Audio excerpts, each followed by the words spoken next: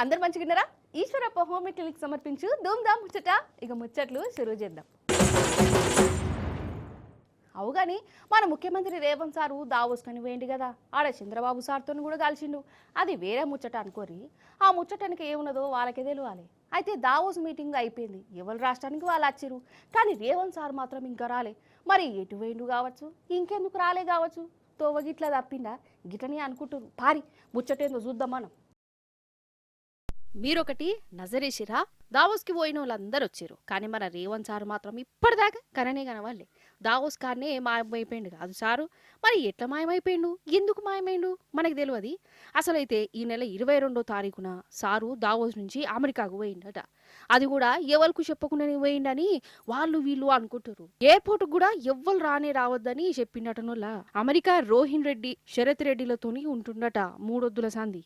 సరే రేవంత్ సార్ కూడా మనిషే, సార్కు కూడా ఇట్లా టూర్లు గీర్లు వేయాలని ఉంటది. ఇలా తప్పు పడతలేరు. కానీ సారు పోయింది మన సర్కారు పైకంతోని, అంటే మన పైసలతోని రేవంత్ సారు ప్రైవేట్ టూర్లు ట్రిప్పులు వేసుడేంది. అధికారికంగా దావోస్కే పోవాలి, మళ్ళీ రావాలి.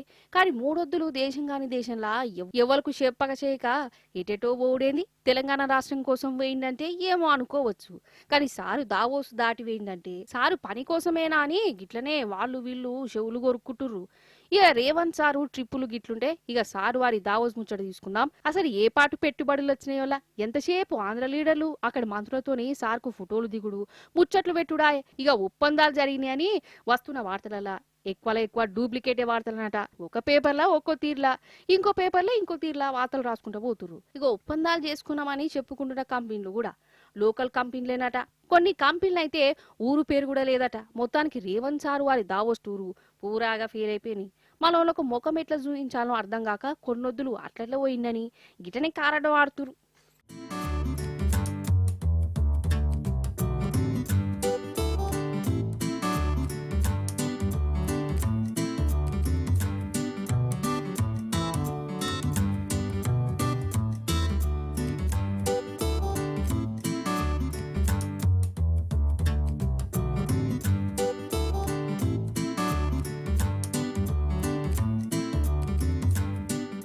ఇప్పుడు మీకు ఒక నాటిక చూయిస్తా. నాటిక పేరు రాజ్యాంగ పరిరక్షణ, ప్రజాస్వామ్య విలువలు. ఓ దిక్కు రాహుల్ బాబు రాజ్యాంగం బుక్కు పట్టుకొని దేశమంతా తిరుగుతాడు కదా, ఇంకో దిక్కు గదే రాజ్యానికి మన రేవంత్ సారు ఎంతగానో విలువ ఇస్తాడో మీకు కూడా ఎదిగే కదా. ఇప్పుడు ఈ నాటికల ఖండకు కట్టినట్టు చూయించిరు, చూడాలి మీరు.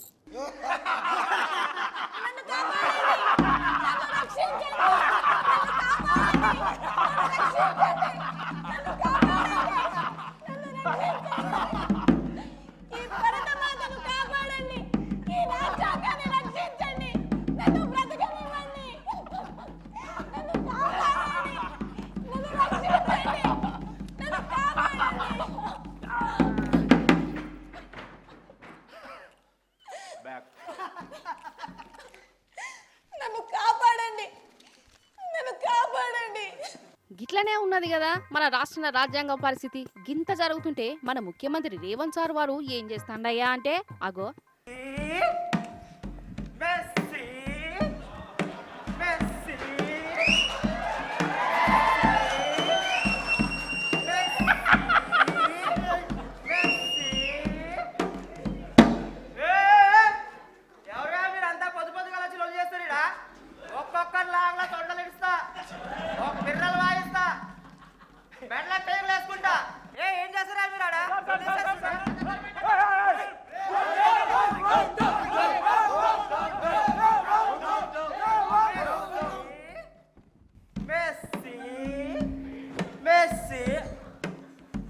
రాజ్యాంగమాత అంట, రాజ్యాంగమాత. ఎంతమంది తొక్కుంటా స్త్రీలు దాకా వచ్చుంటానే నేను. అనుమల రాజ్యాంగమే ఇది. అంతేనా? కరెక్ట్గానే చూయించారు కదా. ఆగురాగురి ఇంకున్నది స్టోరీ. ఈ 2 నెలల్లో మన రాష్ట్రంలో ఏమైతున్నది, బీఆర్ఎస్ నుంచి గెలిచిన ఎమ్మెల్యేలను షెయి పార్టీలకు ఎట్లా తీసుకున్నారు, రాష్ట్రంలో నడుస్తున్న రాజ్యాంగం ఏంది, గది కూడా చూడురి. తెలంగాణ నా మాట శాసనం, నా గొడ్డలే రాజ్యాంగం. అర్థమైందా? ఏమేమరండి ఆ గొర్రెలు పట్టుకురావయ్యా.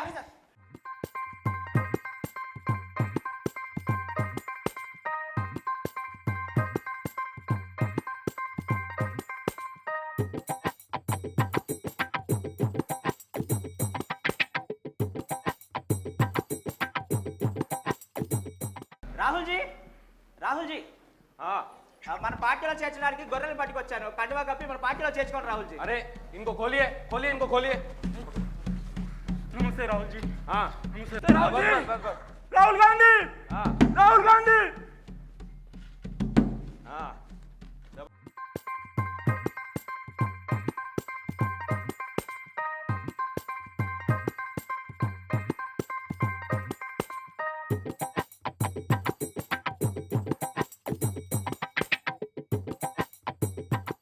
తెలంగాణలో ఆర్ఆర్ ట్యాక్స్ కలెక్ట్ చేస్తున్నాం కదా, ఎందుకు అనుకున్నావు? ఢిల్లీ ఎలక్షన్లకి మూటలు పంపడానికి. ఏ రాహుల్ గాంధీ ఏంది, రాజ్యాంగం ఏంది, వీడంతా అనుమల చట్టమే. నిజం చెప్తున్నా, మన రాష్ట్రంలో 2 ఏళ్ల సంధి నడుస్తున్నది ఏందో, రేవంత్ అన్న నడిపిస్తున్న రాజ్యాంగం ఏందో కళ్ళకు కట్టినట్టు చూయించిరోళ్ళ. వీళ్ళందరూ హైదరాబాద్ సెంట్రల్ యూనివర్సిటీ విద్యార్థులు. వీళ్ళకు బీఆర్ఎస్ అంటే స్పెషల్ ప్రేమ లేదు, కాంగ్రెస్ మీద పగలేదు. కానీ కాంగ్రెస్ ప్రభుత్వం వచ్చినాక మన రాష్ట్రంలో ఎంతమంది ఎన్ని తీర్ల గోసపడుతురో కళ్ళారా చూసినోళ్ళు. అందుకే తెలంగాణ జనం తండ్లాటను మన రేవంత్ సార్ వారి నడిపిస్తున్న రాజ్యాంగాన్ని ఇట్లా కళ్ళకు కట్టినట్టు చూయించిర్రు.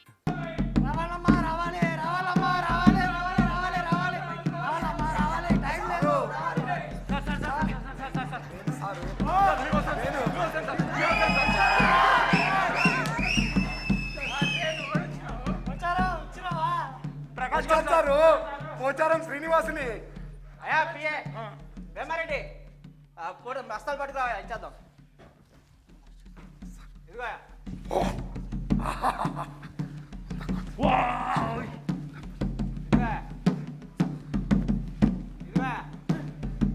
అన్నా, ఈ 100 కోట్లు నాకు సరిపోవు, నాకు 200 కోట్లు కావాలి. అప్పుడే వస్తా. కథలు పడినామంటే నీ సవాలు సకలు బయట పడతా. ఎంత ఇస్తే అంత తీసుకో, మూసుకునే. నా సంగతి తెలుసుగా. అవే తెలుసుగా. ఈ చాలు ఈ చాలన్నా, ఈ చాలు. అయ్యా చాలు, బాడీ వారు చాలు. అయ్యా కాలు వారు.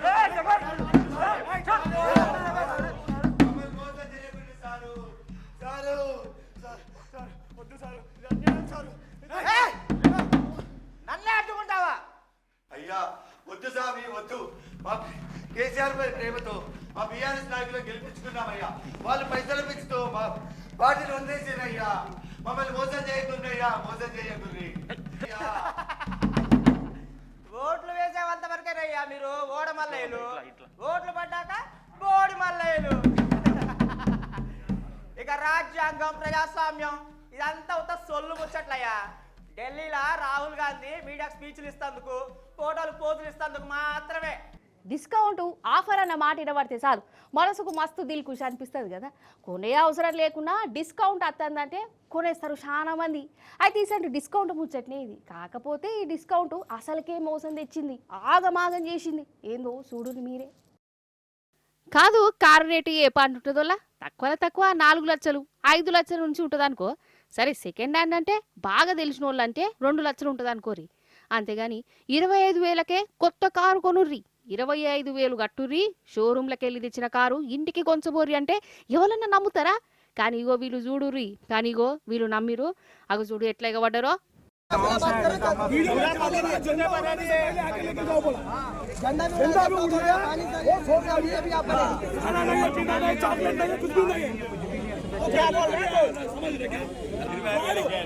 పోలీసు వాళ్ళు వచ్చినా కూడా వాళ్ళు అక్కడ కాదు, ఇక్కడికి వచ్చి మాట్లాడమని చెప్పండి. నేనేమంటే పరిష్కారం అయితే పరిష్కారం అయితే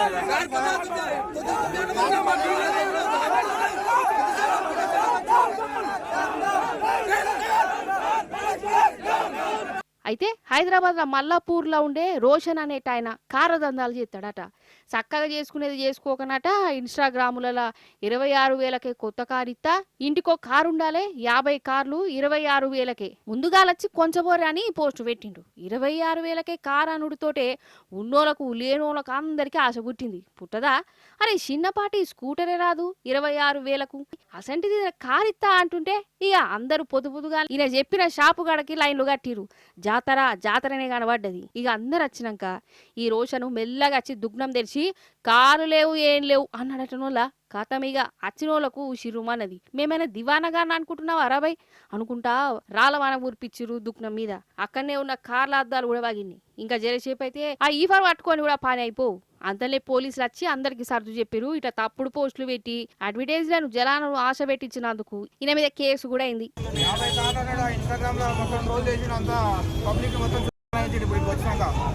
गंडी में समस्या आया मैं उसके वास्ते कौन सा 25,000 के लिए 25,000 कार के वास्ते घर में गाड़ी नहीं है मतलब गाड़ी के वास्ते आए कार ले ले అన్ని अब पब्लिक మొత్తం 300 మంది ఉండు అసలు చిన్న రెస్పాన్సిబిలిటీ ఇస్తలేడు చాలా తప్ప అదే చిట్టిలే సాటలేడు ఇప్పుడు ఎంతమందికి ఇస్తారు పైసలు కార్లు ఎన్ని కార్లు ఉన్నాయి తెలుసా ఉండే ఎన్ని కార్లు ఎంతమందికి ఇస్తారు 50 చెప్పినా 50 లేవాడా పొద్దుగాల 5 గంటలకు వచ్చి కూపురం ఇక్కడ 5 గంటలకు ఇస్తారని చెప్పి కూపురం ఇప్పుడు వచ్చాకి 100 మంది ఉన్నారు ఎవరు కట్టిస్తారు అది 4 రోజులు తిరగబట్టి ఆలయం నుంచి వచ్చి 4 రోజులు తిరగబట్టి అన్న మోత్కూరు ఆత్మకూరు నుంచి వచ్చినాం.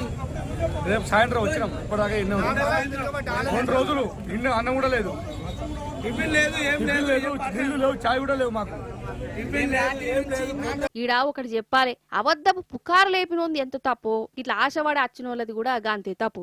లేకుంటే ఏంది మరి 26,000కే కారు అనగానే ఉరుకొత్తే ఏందన్నట్టు ఇక టాటా అంతటి మనిషే వెనకట ₹1,00,000 అమ్మి లాస్ అయిపోయిండు. అసొంటిది ఈయన 26,000కు కారు కొంచబోరి అనుడితోటే గట్టెట్ల నమ్మిరు కావచ్చు. ఇప్పుడు మనం అట్లట్లా మంచుకొండల గాడికి పోదాం. ఎందుకంటారా పెండ్లికి పెండ్లి కంటే ఫంక్షన్ హాల్లోకో గుడికో పోతారు కానీ మంచుల పెండ్లేంది అనుకుంటురా. కొన్ని పెండిళ్ళు మంచులో కూడా జరుగుతాయి. గిట్లా మంచు వానలు కూడా చేసుకుంటారా అన్నట్టు. ఆగో పెళ్లి పిల్ల సిగ్గుపడుకుంటా వస్తుంది అడుగులు అడుగేసుకుంటా.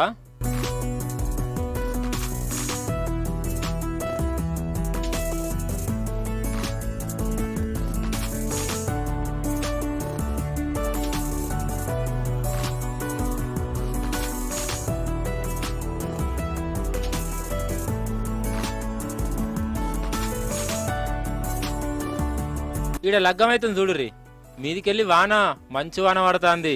అసలు ఏమన్నా సీనా, పెళ్లికి అక్షింతలు పడతాయి, పూల వాన కురిపిస్తారు, కానీ వీళ్ళ పెళ్లికి మాత్రం మంచు వాననే పడ్డదుల్లా. అయితే అటు ఉత్తరాఖండ్, హిమాచల్ ప్రదేశ్, కాశ్మీర్కి వెళ్ళి ఏడ చూడు మంచే కదా. మొన్నటిదాకా ఎండ చంపింది. 4-5 ఎద్దుల సంది అయితే ఈ మంచు కప్పుకున్నదంతా. అయితే ఉత్తరాఖండ్లో ఉన్న గుడి కాడ వీళ్ళ లగ్గం కావాల్సి ఉండే. 4 రోజుల కిందనే ఫిక్స్ అయిపోయింది. కరెక్ట్ పెళ్లి నాడే ఇగో ఈ గుడి చుట్టుముట్టంతా ఇట్లా మంచుతో కప్పుకున్నది. మంచు వాన పడ్డది. ఈ మంచులనే వీళ్ళు పెళ్లి చేసుకొని మురిసి ముప్పందం అయ్యారు.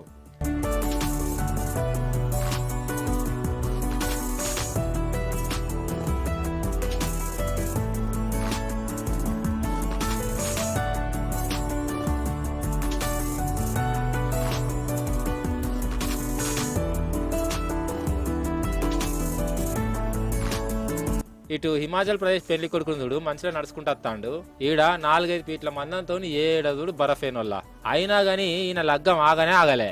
ఈ బరఫ్ గడ్డల కార్ల గీలు పోవు కదా, అందుకే పెళ్లి కొడుకుతో సహా అందరు నడక స్టార్ట్ చేసిర్రు. 1 కాదు 2 కాదు, లగ్గం కోసం 7 కిలోమీటర్లు నడిచిండు వాళ్ళ పెళ్లి కొడుకు.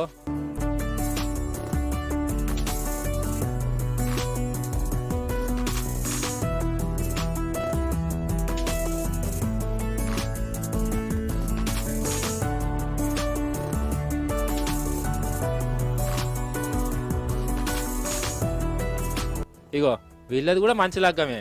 అటు మీది వాదుకు జంటలు గిట్లా మంచిలా ఒకటైతానాయి. కానీ ఏ మాట కామాటేనల్లా ఎన్ని లక్షలు ఖర్చు చేసినా గిసొంటి డెకరేషన్లు రానే రావు కదా. కానీ వీళ్ళు మాత్రం పుక్కట్లనే మంచు సీన్లలో లగ్గం చేసుకున్నారు.